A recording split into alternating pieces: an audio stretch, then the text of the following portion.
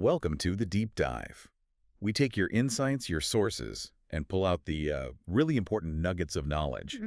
Today we're getting into a really interesting discussion sparked by a paper we read on product philosophy. Right. Asking that question. What actually gives a product its soul, its real value?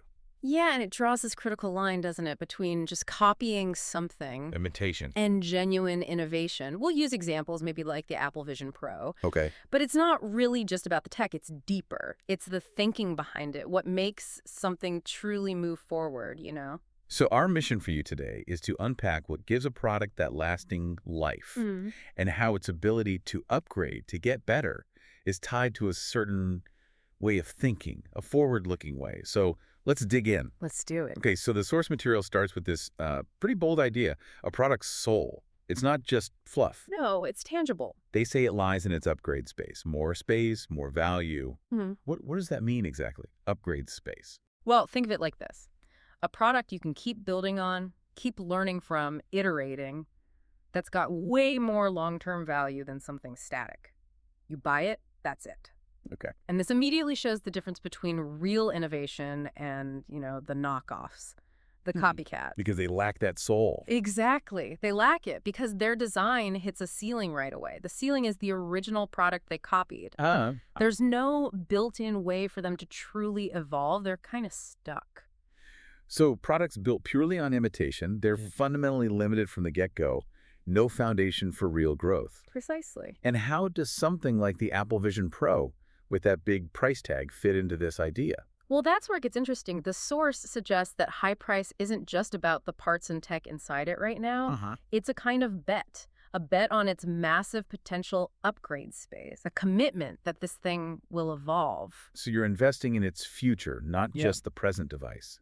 Exactly. It signals a big, forward-looking direction, room for future upgrades, evolution, a living product. A living product, I like that. Yeah. And that idea, it leads right into another key distinction the paper makes.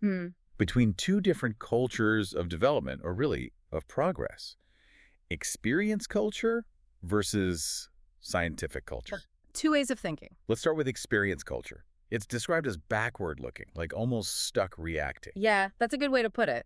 It leans heavily on what happened before, on past experiences. Okay. But crucially, those experiences, often unverified, lots of uncertainty, and this naturally steers you towards imitation. Looking backward, not forward. Right. It's like basing your whole strategy on one story you heard, It lacks rigor, repeatability. So no soul, no vitality, That's wrong. because it's tied to the past. Exactly. Then the flip side is this scientific culture, forward-looking. Yes. This operates on rigorous experimentation, controlled comparisons, strict conditions, designed so you can repeat it and get the same result. Like A/B testing, maybe? Or engineering stress tests. Perfect examples. The whole point is minimizing errors, cutting out noise, getting clear, verifiable yes or no answers. And anyone can reproduce it if they follow the steps. That's the key. It reflects underlying principles, maybe even natural laws. It's a way of thinking that goes way beyond labs.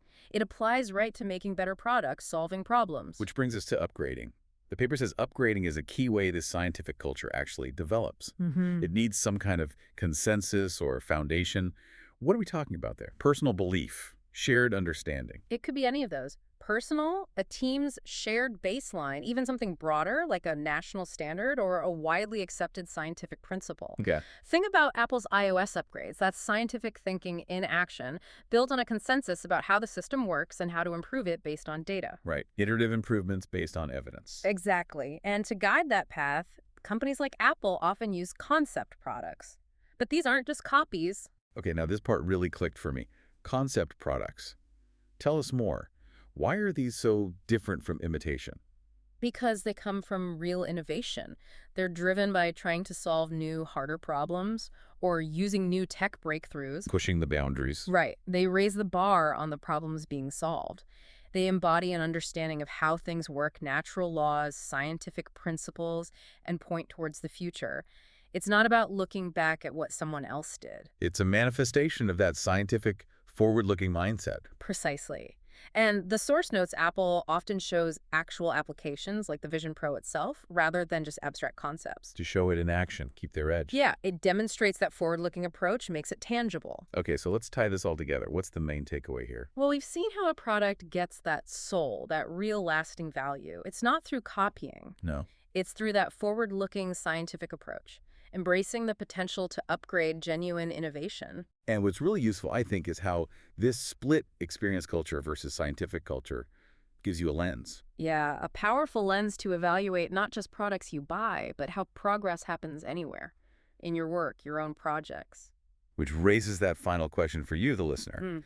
Think about where you might be relying too much on past experience. Could that be limiting your own innovation, your ability to solve problems in new ways? And maybe, just maybe, embracing a bit more of that scientific, forward-looking mindset could open up completely new possibilities for you. Something to consider. Definitely something to consider. That's our deep dive for today.